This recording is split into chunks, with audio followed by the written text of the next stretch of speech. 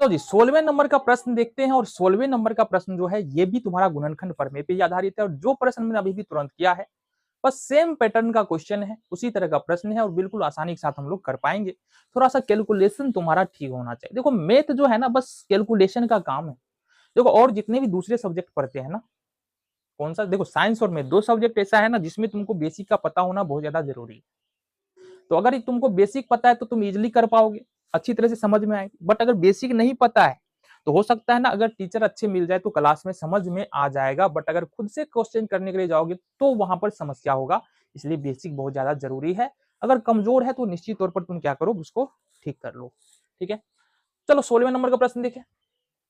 P और Q का मान निकालना है जिसके लिए x to the power 4 plus p x q plus 2x² minus 3x plus q का पूर्णतः विभाजित है x² माइनस एक्स।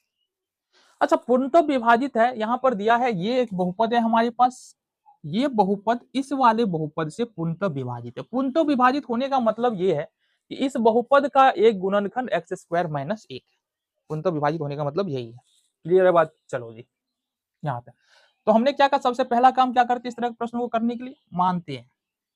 तो मान लेंगे, माना कि p ऑफ x बराबर हमारे पास एक बहुपद है जो हमारा दिया हुआ है x to the power 4 plus p x q plus 2x² minus 3x plus ये गुणनखंड है।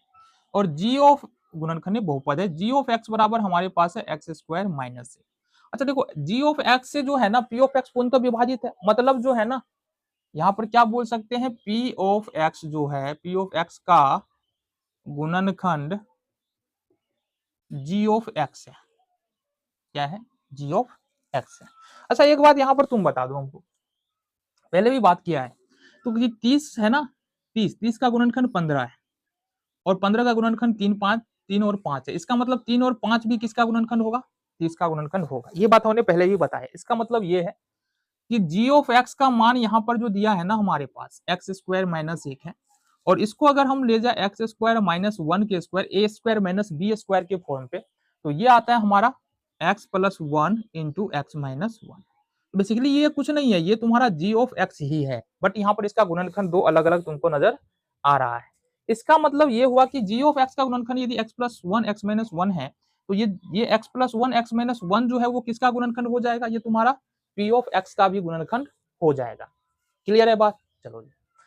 अच्छा अब समझो, कहने का मतलब ये है कि x plus 1 p of x का गुणनखंड है, x minus 1 p of x का गुणनखंड है। ठीक है, तो यहां से दिया क्या हमारे पास, दिया है कि p ऑफ x का गुणनखंड x प्लस 1 है।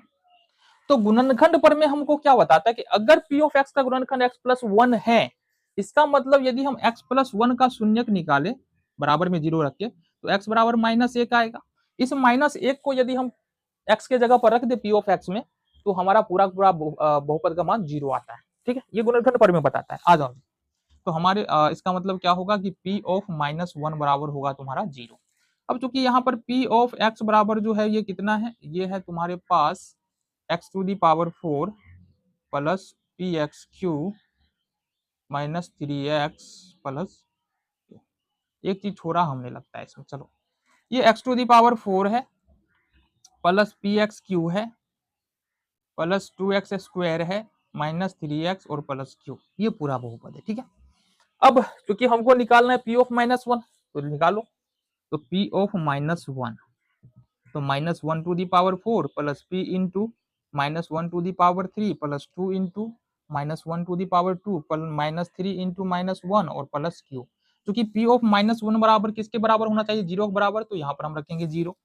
आगे आ जाओ, माइनस 1 पर पावर 4 करेंगे तो 1, 1 माइनस 1 पर पावर 3 करेंगे तो माइनस 1 और p से गुना कर दिए तो माइनस p।